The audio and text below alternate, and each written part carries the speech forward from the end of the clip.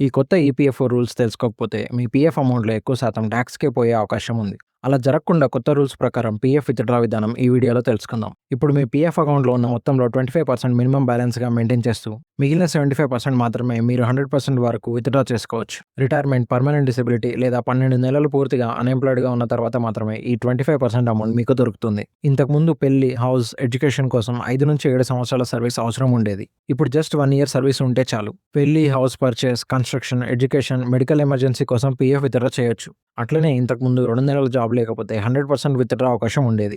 ఇప్పుడు 12 నెలలు అన్‌ఎంప్లాయిడ్‌గా అయితేనే పూర్తి సెటిల్‌మెంట్ అవుతుంది. పెన్షన్ అమౌంట్ విత్‌డ్రా చేయాలంటే 36 నెలలు, 3 సంవత్సరాలు వెయిట్ చేయాలి. టాక్స్ డిడక్షన్ ఎట్ సోర్స్ వచ్చేసి 50,000 లోపు పీఎఫ్ అమౌంట్ ఉంటే టీడీఎస్ ఉండదు. 50,000 పై ఉండి పాన్ కార్డ్ ఇవ్వకపోతే 20% టీడీఎస్ కట్ అవుతుంది. 50,000 పై పీఎఫ్ అమౌంట్ ఉండి పాన్ కార్డ్ ఇస్తే 10% టీడీఎస్ మాత్రమే కట్ అవుతుంది. మీ ఎలిజిబిలిటీ ప్రకారం 60 ఇయర్స్ కంటే తక్కువ వయసు ఉన్నవారు ఫార్మ్ 15G, 60 ఇయర్స్ పైబడి ఉన్నవారు ఫార్మ్ 15H ఇస్తే టీడీఎస్ ఉండదు. జాబ్ వదిలిన తర్వాత 3 సంవత్సరాల వరకు మాత్రమే 8.25% ఇంట్రెస్ట్ వస్తుంది. భవిష్యత్తులో యూపీఐ మరియు ఏటీఎం ద్వారా కూడా పీఎఫ్ విత్‌డ్రా చేసే అవకాశం ఉంటుంది. మొత్తంగా పీఎఫ్ మిస్‌యూజ్ కాకుండా నిజంగా అవసరమైనప్పుడు ఉపయోగపడేలా ఈ కొత్త రూల్స్ తీసుకొచ్చారు. ఇలాంటి మరిన్ని అప్డేట్స్ కోసం ద స్టోరీ అరౌండ్ ఛానల్‌ని ఫాలో చేయండి.